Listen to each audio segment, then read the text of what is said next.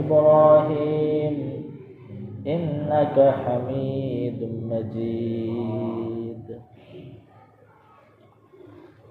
মহান আল্লাহ পাক রব্বুল আলামিন আমাদেরকে পবিত্র জুমার দিন আল্লাহ তাআলার ঘরে আসার এবং বসার তৌফিক দান করেছেন।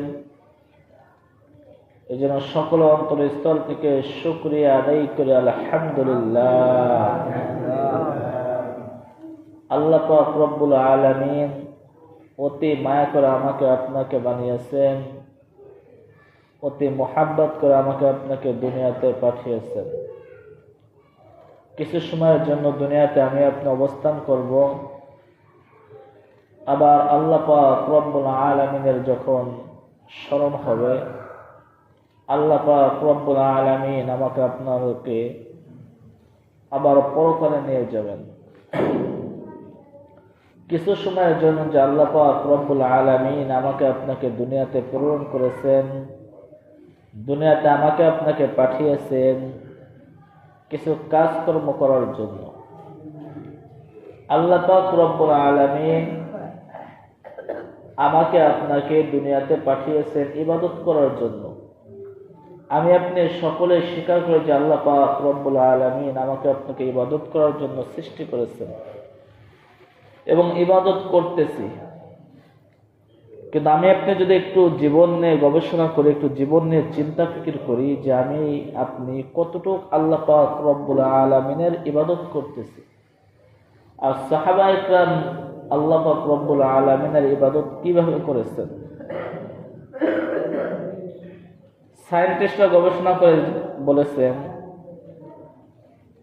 যে বর্তমান যুগের মানুষেরা 60 বছর বাঁচে। কয় বছর বাঁচে বলেন? বয়স হিসেবে 60 বছর বাঁচে। তিনটা গবেষণা করে জানিয়েছেন যে একটা মানুষ যদি 60 বছর হায়াত পায়, তাহলে প্রত্যেকটা মানুষের শুধু খাবার খাইতে সময় লাগে দৈনিক 1 ঘন্টা। কয় ঘন্টা বলেন? দৈনিক 1 ঘন্টা সময় লাগে। তা দৈনিক যদি আপনার জীবন থেকে 1 ঘন্টা সময় নেওয়া হয় 60 বছরে, তো 60 বছর গড় হিসেবে হিসাব করলে দেখা যায় 2.5 বছর শুধু খাইতে খাইতে সময় লাগে। কয় ঘন্টা? কয় বছর বলে? 2.5 বছর। 60 বছর যদি জীবন ধরা হয় তাহলে আপনার খাইতে খাইতে শুধু 2.5 বছর কেটে গেল। এখন আমি আপনি যে 1 ঘন্টা শুধু খাইতে সময় লাগে এমনটা না।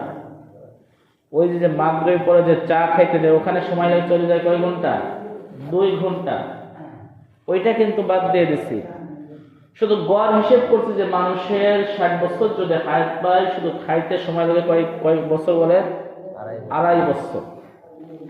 এবার আসেন, প্রত্যেকটা মানুষ সুস্থ থাকার জন্য দৈনিক 6 থেকে 8 ঘন্টা ঘুমাইতে হয়। কয় ঘন্টা? 6 থেকে 8 ঘন্টা ঘুমাইতে হয়। এটা যোগ বিয়োগ করে দেখা যায় একটা মানুষ যদি 60 বছর হায়াত পায়, যদি 6 ঘন্টা দৈনিক ঘুমায়, তাহলে 60 বছরের গড় হিসেবে 15 বছর তার শুধু ঘুমাইতে ঘুমাইতে কাটে। কয় বছর? 15 বছর। যদি 8 ঘন্টা ধরা হয় তাহলে তার ঘুমাইতে ঘুমাইতে 20 বছর। কয় বছর বলে? 20 বছর। তাহলে এদিকে গেল খাইতে খাইতে 2.5 বছর, আর ঘুমাইতে ঘুমাইতে কয় বছর? 20 বছর। কয় বছর হলো? 22.5 বছর। এবার আসেন, আল্লাহ পাক রব্বুল আলামিন আমাকে আপনাকে দুনিয়াতে পাঠিয়েছেন মান্নাস সালোয়া দেন নাই। কি দেন নাই? মান্নাস সালোয়া দেন নাই। যেমন নাকি পয়গম্বর মুসা আলাইহি ওয়াসাল্লামের উম্মতগণকে মান্নাস সালোয়া খাওয়াইতেন। তাদের কোনো খাবারের চিন্তা করা লাগতো না, এই ধান মাড়াই করা লাগতো না, পেঁয়াজ লাগানো লাগতো না, পাটের চাষ করা লাগতো না, এমনি ঘোরাফেরা করতো। যখনই ক্ষুধা লাগতো আল্লাহ পাক রব্বুল আলামিনের কাছে চাইতেন, আল্লাহ পাক রব্বুল আলামিন আসমান থেকে খাবার পাঠায় দিতেন। ওটাকে বলা হয় মান্না ও সালওয়া। কি বলা হয়? আল্লাহর পক্ষ থেকে কি পাঠাইতো? খাবার পাঠাইতো। আল্লাহকে আমাদের কাছে পাঠাইতেছেন, আমাদের ধান মাড়াই করতে হয়, পেঁয়াজ লাগাইতে হয়, পাটের চাষ করতে হয়, যত প্রকার কষ্ট আমাদের কি করতে হয়? করতে হয়। তাহলে একটা মানুষ যদি আপনার সকাল থেকে সন্ধ্যা পর্যন্ত দৈনিক যদি 6 থেকে 8 ঘন্টা কষ্ট করে, আর প্রত্যেকটা মানুষের 6 থেকে 8 ঘন্টা কি করে? কর্ম করে। সে যে কর্ম করুক না কেন, রিক্সা চালাক না কেন, চাকরি করুক না কেন, 6 থেকে 8 ঘন্টা তার ডিউটি করাই লাগে।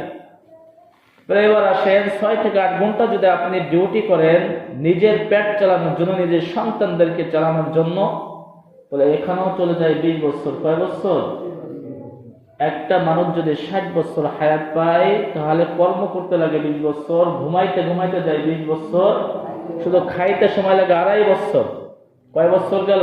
42.5 বছর। কয় বছর? আর একটা মানুষ মায়ের কোলের থেকে জন্ম নিয়েই কিন্তু কাজে যায় না। একটা মানুষ মায়ের গর্ভ থেকে পড়েই কিন্তু আপনার নামাজ পড়তে আসে না, সময় লাগে। একটা মানুষ যখন কর্মস্থানে যায় কমপক্ষে 15 বছর সময় লাগে। কয় বছর? 15 বছর যোগ করেন, তাহলে 42-এর সাথে 15 যোগ করলে হয় কত? কত হয়? প্রায় আপনার 60-এর কাছাকাছি চলে যায়।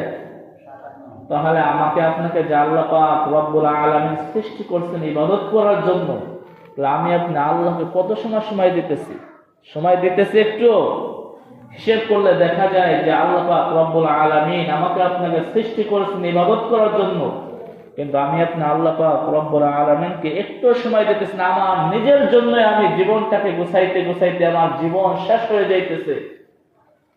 যখন দেখবো মালাকুল মউত চলে এসেছে, 60 বছর হয়ে হায়াত ফুরিয়ে গেছে, মালাকুল মউত চলে এসেছে, তখন দেখবো জীবনটা একেবারে অনর্থক। জীবনে না এইদিকে কাজ করতে পারলাম, না দুনিয়ার জন্য কোনো কাজ করতে পারলাম। এই জন্য মালাকুল মউত আসে যদি আমি আপনি আফসোস করতে পারি, তাহলে আমরা আপনার জীবনটাকে সফল করতে পারবো। সাহাবায়ে কেরাম দেখেন, দুনিয়া তেমন নিয়ে টেনশন করেন না, আখিরাত নিয়ে টেনশন করছেন। খলিফাতুল মুসলিমিন আবু বকর সিদ্দিক রাদিয়াল্লাহু আনহু কথা সকলে জানেন। খলিফাতুল মুসলিমিন বাদশা ছিলেন। কি ছিলেন বলেন?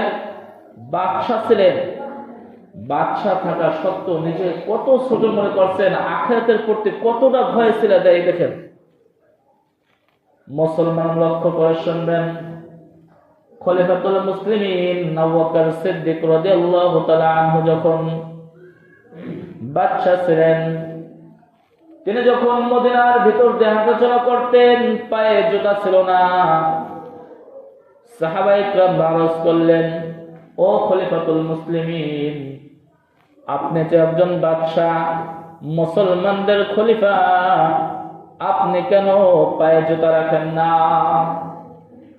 খলিফাতুল মুসলিমিন আবু বকর সিদ্দিক রাদিয়াল্লাহু তাআলা আনহু তার সাথী ভাইদেরকে উত্তর দিচ্ছে, ও আমার ভাইরা শোনো, আমি যে খলিফাতুল মুসলিমিন, আমি যে তোমাদের বাদশা হয়েছি, কাল কিয়ামতের ময়দানে আমি যে মদিনার মাটির উপর দিয়ে পায়ে জুতা নিয়ে হাঁটাচলা করব, আমি যখন নাকি মারা যাব, কবর যদি আমাকে জিজ্ঞাসা করে, ও কবর, ও আবু বকর, তুমি খলিফাতুল মুসলিমিন ছিলা, মুসলমানদের খলিফা ছিলা, তুমি এই গর্বে আমার উপর দিয়ে অহংকারের সাথে হাঁটাচলা করেছো, নিজের গম্ভীরতার সাথে হাঁটাচলা করেছো, আজ তোমাকে দেখা হবে। সেই দিন আমি আবু বকর খলিফাতুল মুসলিমিন হয়ে কি উত্তর দিব? এই জন্য আমি আবু বকর যখন নাকি বের হই জুতা পাই দিনা। কে বলতেছে বলেন? একজন খলিফাতুল মুসলিমিন বাদশা হয়ে নিজেকে এত ছোট মনে করছেন। আজ একটু চিন্তা করে দেখেন দুনিয়ার কি অবস্থা, একজন চেয়ারম্যানের কি অবস্থা। চেয়ারম্যানের কথা বাদ দিলাম, যে গ্রামে যে পাতি নেতাগুলো থাকে তার সাথে কথা বলতে গেলে আমাদের ভিজিট লাগে, ঠিক কিনা বলেন? এজন্য যদি ইলম না থাকে, আল্লাহর ভয় যদি ভিতরে না থাকে, আপনি এই সমস্ত মানুষদের যদি আপনি শাসন ক্ষমতায় আনেন, রাষ্ট্রীয় ক্ষমতায় আনেন, এদের দ্বারা দুনিয়াও কোনো ফায়দা হবে না, পরকালেও কোনো ফায়দা হবে না। এজন্য মুসলমান আমার আপনার অন্তরে বোঝাইতে হবে, একজন ধার্মিক নেতাকে যদি আমি আপনি যদি ক্ষমতায় আনতে পারি, চেয়ারম্যানকে যদি আনতে পারি, এমপি ইলেকশন যদি আনতে পারি, রাজা ইলেকশন যদি রাজা বানাইতে পারি, তাহলে তাদের দ্বারা দুনিয়ারও কল্যাণ হবে, পরকালের কল্যাণ হবে, ঠিক কিনা বলেন? এজন্য মুসলমান পরকালের কথা বেশি বেশি আপনার চিন্তা করতে হবে। যে আল্লাহ পাক রব্বুল আলামিনকে দুনিয়া পূজা করার জন্য পাঠিয়েছেন নাকি পরকালের জন্য চিন্তা করার জন্য পাঠিয়েছেন? একজন খলিফাতুল মুসলিমিন আবু বকর সিদ্দিক একজন বাদশাহ হয়ে নিজে কত ছোট মনে করেছেন। আমি আপনি যদি ওরকম ছোট মনে করতে পারি তাহলে দুনিয়া তো সফলভাবে চলতে পারবো, পরকালেও আল্লাহ পাক রব্বুল আলামিন আমাকে আপনাকে জান্নাত দিয়ে দেবেন। রাজি আছি তো ইনশাআল্লাহ ছোট করে চলার জন্য? আল্লাহ তাআলা আমাদের সকলকে আমল করার তৌফিক দান করুন। যা সুন্নাত চাইতে কবুলের জন্য সুন্নাত করুন।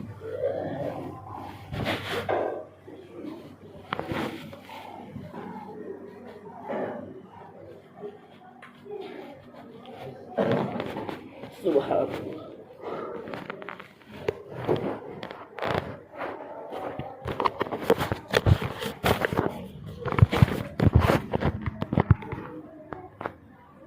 آل إبراهيم إنك حميد مجيد.